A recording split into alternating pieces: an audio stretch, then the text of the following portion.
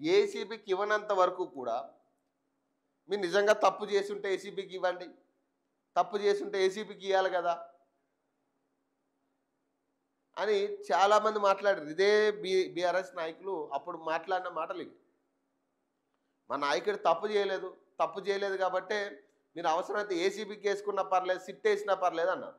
మరి ఇప్పుడు సిట్ వేసి ఏసీబీకి ఇచ్చిన తర్వాత మళ్ళీ ఇప్పుడు బీజేపీ కాంగ్రెస్ ఒకటే అని మళ్ళీ వీళ్ళే చెప్తున్నారు. ఇక్కడ నిజంగా తప్పు జరిగిందనేది క్లియర్గా కనపడుతుంది. మనీ ట్రాన్స్ఫర్ అయ్యింది.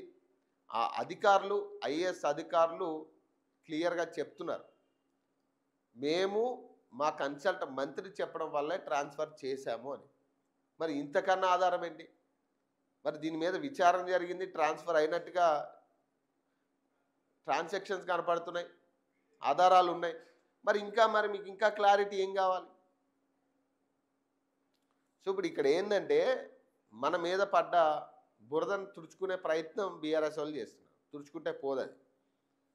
తుడుచుకుంటే పోదు అది విచారణ అనంతరం ఒకవేళ రిమాండ్కి తరలించినా కూడా, రిమాండ్లో 14 రోజులు ఉన్న తర్వాత కూడా మేబీ అప్పుడు ఏదైనా నిజంగా తప్పు చేయలేదంటే కూడా అప్పుడు వదిలేసే పరిస్థితి ఉంటుంది. కానీ ఇక్కడ రాజ్యాంగబద్ధంగా చట్టపరంగా జరగాలి. ఏదైనా మనం చెప్పుకుంటే కాదది, మనం 100 చెప్తాం.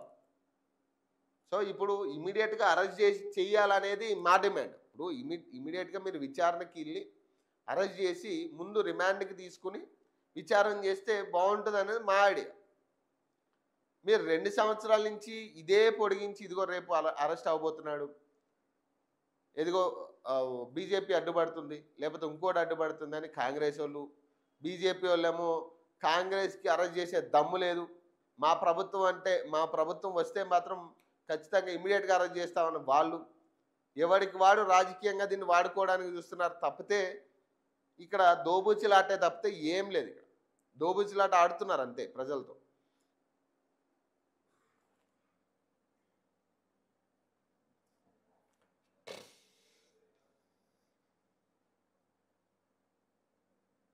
రాష్ట్రపతి గవర్నర్లకు గడువు తగదు. బిల్లులపై గవర్నర్లు సొంత విచక్షణతో నిర్ణయం తీసుకోవచ్చు. మంత్రి మండలి సలహా పాటించడం తప్పనిసరి కాదు.